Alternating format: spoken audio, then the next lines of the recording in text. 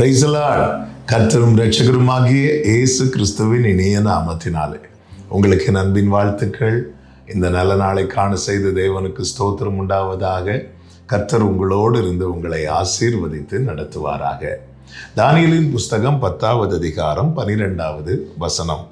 அப்பொழுது அவன் என்னை நோக்கி, தானியேலே, பயப்படாதே, நீ அறிவை அடைகிறதற்கும் உன்னை உன்னுடைய தேவனுக்கு முன்பாக சிறுமைப்படுத்துகிறதற்கும் உன் மனதை செலுத்தின முதல் நாள் துவக்கி உன் வார்த்தைகள் கேட்கப்பட்டது. உன் வார்த்தைகளின் நிமித்தம் நான் வந்தேன். கர்த்தருடைய பரிசுத்த நாமத்திற்கு மகிமை உண்டாவதாக. தானியேல் தேவ சமூகத்திலே ஜெபிக்கிறான். அப்படி ஜெபித்து 21 நாள் கழித்து, அதாவது அவனுடைய ஜெபம் ஆரம்பித்து 21வது நாளில் கர்த்தருடைய தூதன் அங்கே வந்து நிற்கிறார். அங்கே நின்று தானியேலை தொட்டு பலப்படுத்தி தானியேலோடு பேசுகிறார். பேசும்போது தானியேல் இடத்துல என்ன சொல்லுகிறார் என்றால், நீ ஜெபிக்க ஆரம்பிச்ச பாரு, அப்போவே உன் சத்தம் கேட்கப்பட்டது. அந்த கேட்கப்பட்ட வார்த்தை நிமித்தம் நான் வந்தேன் என்று சொல்லுகிறார். இந்த இடத்துல நீங்கள் கவனிச்சிங்கன்னா தெரியும், அதனுடைய 2வது வசனத்தில் சொல்லப்பட்டிருக்கிறது, தானியேலாகிய நான் 3 வாரம் முழுவதும் துக்கித்து கொண்டிருந்தேன். அதாவது தானியேல் 3 வாரமாக ஜெபம் பண்ணிட்டு இருக்கிறார். அந்த 21வது நாளில் தான் பதில் வருகிறது.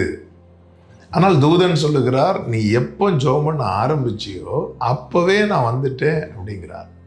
அப்படி என்றால் ஏன் இத்தனை தாமதம்? ஏன் இந்த 21 நாட்கள்?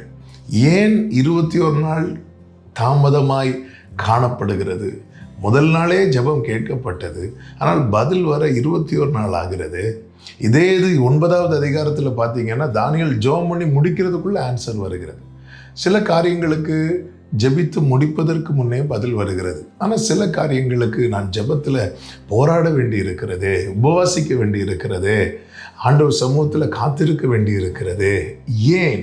இந்த கேள்வியோடு யாராவது இதை கேட்டுக்கொண்டிருக்கிறீங்கன்னா, இங்கே தூதன் கர்த்தருடைய சமூகத்திலிருந்து அனுப்பப்பட்ட தூதனே அழகான ஒரு வார்த்தையை சொல்லுகிறார், புரியும்படியான காரணத்தையும் சொல்லுகிறார்.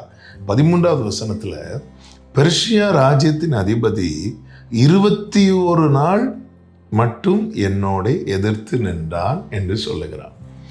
நான் உன் ஜெபம் கேட்கப்பட்ட நாளில் புறப்பட்டு வந்துட்டேன், ஆனால் பெர்ஷியா நாட்டு அதிபதி எனக்கு எதிர்த்து நிற்கிறான்.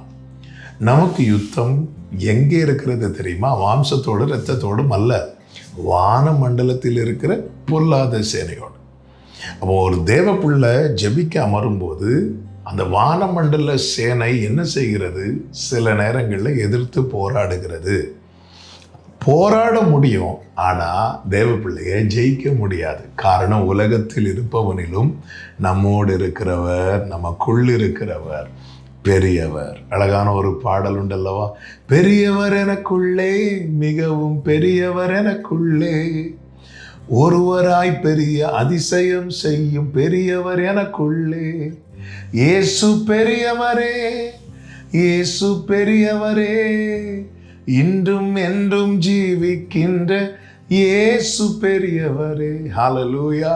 21 நாள் மட்டும் எதிர்த்து நின்றான். அதுக்கு மேலே அவனால் நிற்க முடியலை. ஏன் தெரியுமா தானியேலே? உன்னுடைய ஜெபம் அவ்வளோ வல்லமை உள்ளது, உன்னுடைய உபவாசம் அவ்வளோ வல்லமை உள்ளது. நீ ஜெபத்தை விடலை, நீ தொடர்ந்து ஜெபித்து கொண்டிருந்த. உன் ஜெபத்தின் வல்லமைக்கு முன்பதாக அந்த பெர்ஷியா நாட்டு அதிபதிக்கு எதிர்க்க முடிந்தது, ஆனால் ரொம்ப நேரம் நிற்க முடியல.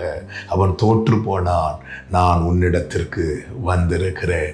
எனக்கு கேட்குற அன்பு சகோதரா சகோதரி, ஜெபத்தில் போராட வேண்டிய சூழ்நிலை வரும்போது தளரக்கூடாது, சோர்ந்து போகக்கூடாது. அன்னைக்கெல்லாம் ஜெபம் பண்ண உட்கார்ந்தாலே பதில் வரும், ஆனால் இன்னைக்கு தாமதமாகிறதே என்று சோர்ந்து போயிருக்கிறாயோ, இன்னைக்கு கர்த்தர் தருகிற வார்த்தை, தளராதே, பதில் நிச்சயம் வரும். நீ ஜெபத்தை விட்டுறாத, நீ தொடர்ந்து ஜெபம் பண்ணு. சத்துரு வெட்கப்பட்டு போவான். அவனால் நிற்க முடியாமல் போகிற நிலைமை வரும் வரைக்கும் நீ ஜெபம் பண்ணு. நீ தளர்ந்தால் அவர் உன்னை தூக்கி விடுவார். ஆனால் சத்துரு தளர்ந்தால் அவன் கதை அதோடு முடிந்தது. உன் ஜெபத்தை அதிகப்படுத்து, சத்துரு தோற்று போவான், பதில் வரும், சாட்சியாய் நிறுத்துவார். ஜெபிக்கலாமா? எங்கள் நல்ல தகப்பனே, இரக்கமுள்ள தேவனே, பல நேரத்தில் ஜெபத்துக்கு பதில் தாமதமாகும் போது நாங்கள் சோர்ந்து போகிறோம். நீர் எங்களோடு இருக்கிறீர். இந்த நாளிலே பேசி உணர்த்தினீர். சத்துரு நிற்க முடியாமல் போகிற நிலைமை வரும் வரை நாங்கள் ஜெபத்திலே தொடர எங்களுக்கு கிருபை தாரும். இயேசுவின் நாமத்தில் பிதாவே, ஆமென்.